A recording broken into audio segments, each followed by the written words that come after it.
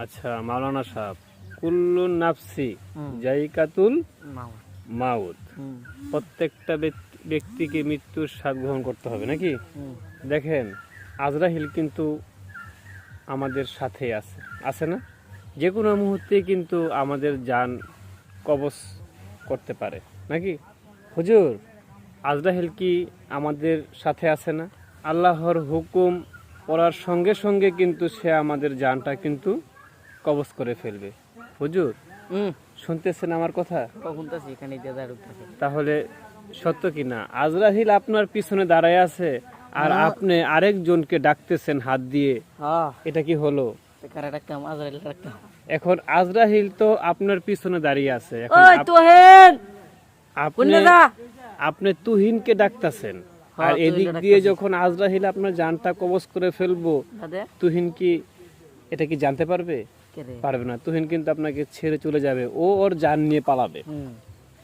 তাহলে এই যে আজরাইল যে আমাদের সাথে আছে, আমাদের দেখতেছে, যে কোনো মুহূর্তে আমাদের জানটা কবজ করতে পারে না? পারে কি না বলেন? তাহলে মৃত্যুর আগে আমাদের মৃত্যুর প্রস্তুতি নেওয়া উচিত না? নেও তুমি, সমস্যা কি প্রস্তুতি? আপনি নেবেন না? আমার তো সবসময় যে সময় দিব শেষ নিলে গানে মানে আজরাইল নিয়ে গেলে মৃত্যু তো জানো যাই শুধু বাকি দিতেই। মরণ তো একদিন হইলে হইবই, আজ গোদা কায়ক যে সময় মরণ তো হইবই। হ্যাঁ, তারপরও আমাদের আল্লাহর কাজ করতে হবে না? হ্যাঁ করো, সমস্যা নাই। তুমি তো টুই মাথাতে করো, নামাজ তো করো। জি, আসলে দেখেন আজরাইল কিন্তু আমাদের সাথে আছে, ঠিক আছে?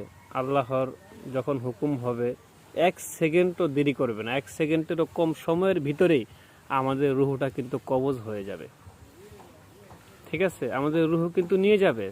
তাই বলি এখনো সময় আছে, দিনের পথে ফিরে আসুন, আল্লাহর পথে ফিরে আসুন, ঠিক আছে? কারণ এই পৃথিবী কিন্তু পৃথিবীর মতনই থাকবে, আপনি আমি থাকবো না, ঠিক আছে? এই পৃথিবীর মানুষ, এই ব্যস্ততা, এই কোলাহল সব কিছুই থাকবে। তাহলে এখনো সময় আছে, দিনের পথে ফিরে আসুন।